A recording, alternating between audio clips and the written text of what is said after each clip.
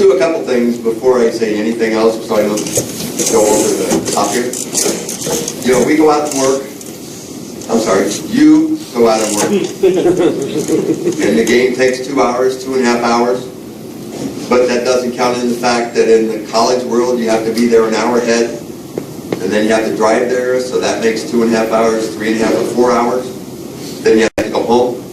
So it's 5 hours, 5.5 hours. And what I would really like everybody to do, those of you who are lucky enough to have that special someone who lets you use that amount of time to go do what you love to do, and they're here tonight, you better turn around and thank them, by God, for letting you do it. And if they're not here, you ought to tell them when you go home, because what you do is special, and if somebody special doesn't let you do it, then you're not going to be able to do what you do. So make sure you do that when you go home, or do it right now while you're here. And if they are here, I saw you, Worthington, you turned and looked. Absolutely. All didn't say something. I saw this table looking. Oh, look at, oh yeah, oh! Where'd it go here? Thanks, Marcus. Okay. No, I'm really serious about that, because you don't realize sometimes how much time what you love doing takes, and the fact that someone who loves you lets you do that is friggin' awesome. And if you don't thank them, then you are in deep trouble. Number 2, let's put this stuff in perspective. How about everybody out here that was born in 1969 and after? So that's 69, 70, 71. Okay. Stand up. How many people out there were born after 1969? And if you've been lying about your age, it's okay to fess up. Guess what? Sit down.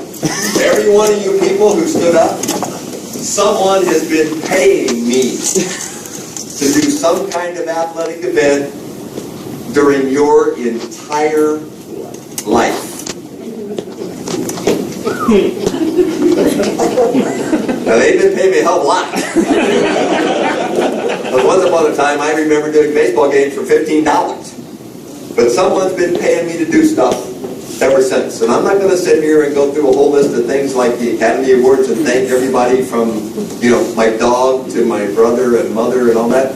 Because every time you make a list, and every time you do that, you leave somebody out, and then somebody's mad.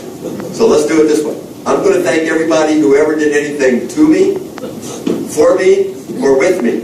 If I say that, everyone should be covered and no one should be upset. Okay?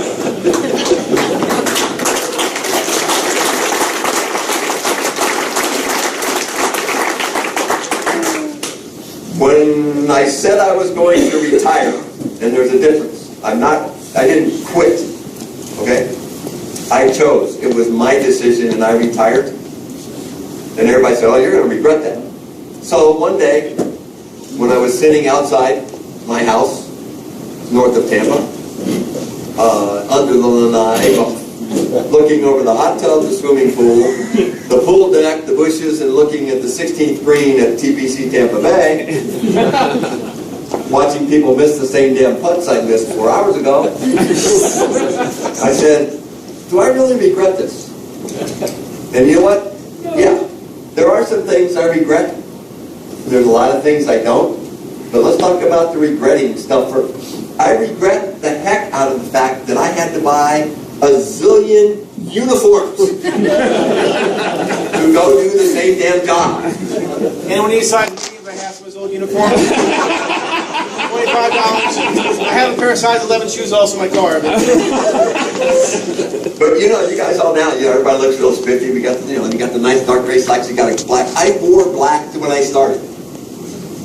However, there was sort of reverse order. I wore black pants, a white shirt, a little black beanie, and a black tie.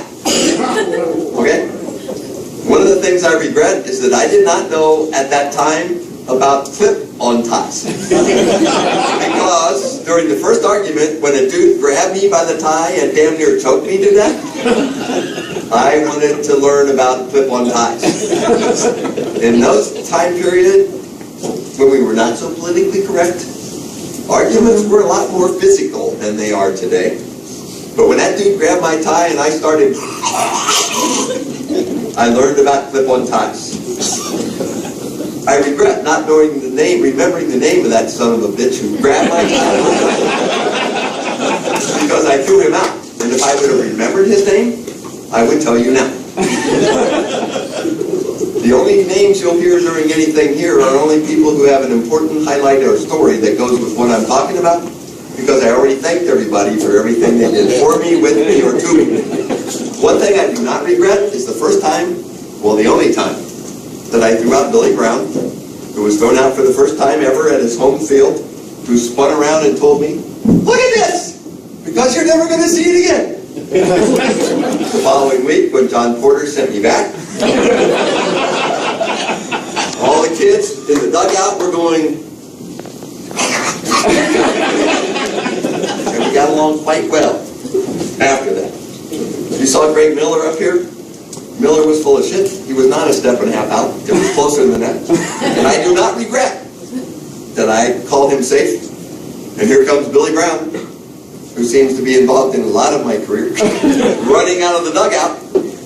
And then the announcer says, "With that hit, Greg Miller has set a new record for CAA hits during the season." And Billy Brown went, turned around and walked off. I don't regret that I ever called Greg Miller safe. You know, that's one of the cool things about doing this. I've done this so long. I've seen a whole bunch of people that have played college, well, hell, I've seen a bunch of people who played when they were 12 and 13, and then played college baseball, and then played professional baseball or some form. I've seen ones who are still there. I mean, one of the greatest kids I ever saw in my life was Justin Verlander.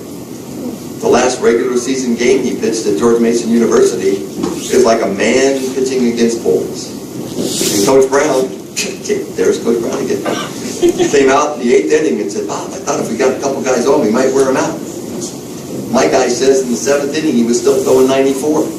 Not only was he throwing 94, he was throwing curveballs that broke 12-6, and poor kids were just standing there going. But other kids who played college baseball and were awesome, Greg Miller is an example. He's the high school baseball coach at Herndon High School now. He was an awesome kid. And I've seen bunches of awesome kids. Awesome kids. I've also seen a bunch of little kids who were nerds. But you know what? The kids who were the best and who turned out to be the best were the ones who, it didn't matter what you did when you umpired the baseball game. If they threw the ball in, you called it a strike, and he thought it wasn't, the kid never said a word, because he knew he got 3. And it didn't matter to him what you did. If he thought you were wrong, he never said a word. And Greg Miller is the epitome of one of those kids. He's one of the nicest, greatest kids I ever met. But I've watched lots of people and seen them do things, and that's one of the things I'll remember forever and ever and ever. I regret some of the stuff I've said, but you have to realize that some of the stuff I said was before the birth of political correctness.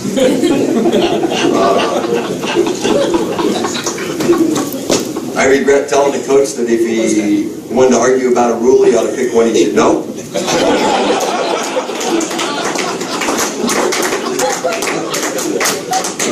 I regret saying during training, "Get your ass on the other side of the field." Some of you have heard that. Al Straub memorialized it. He gave me a t-shirt with a bunch of letters on it, and I looked at that and said, "What the hell is that?" He said, "Get your ass on the other side of the field." I regret that. I also regret saying everyone in the park knows that guy didn't catch the ball. Because one of the coach's comment after that was one of the greatest things anyone ever said to me. It was actually in a conference room. Jerry. I had to play it again. Yeah, you did. And they got a ball. They hit a ball somewhere in center field with a 4-man crew, and I'm in the middle. The ball skips in. The kid comes up, immediately starts zinging it to second base because we had a guy starting at first. And as I watched the throw coming in, waiting to call this dude out because he's going to be forced out because the guy never caught it, I hear something over here going, That's a catch, that's a catch, that's a catch. I went, oh, shit. So the kid threw it in, I went, out. Then the kid went back to first, they threw it over there, they called him out again.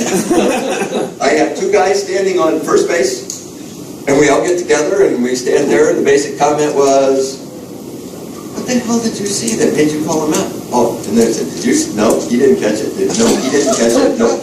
We all, 3 against 1, said, ain't no way. He said, okay, I got this. Here's how we're going to get out of it. Nobody stopped playing. He fielded it. He made a perfect throw. That guy's out. We're going to call this guy out, leave that guy over there. Hey, okay. I said, well, you want, this is a mistake. I said, well, you want me to go tell him, or do you want to tell him? Yeah. Oh, no, you go tell him. No problem. Here I go. I walked over and I said, Jerry, everybody in the whole park knew the guy didn't catch the ball. He went, not that guy over there.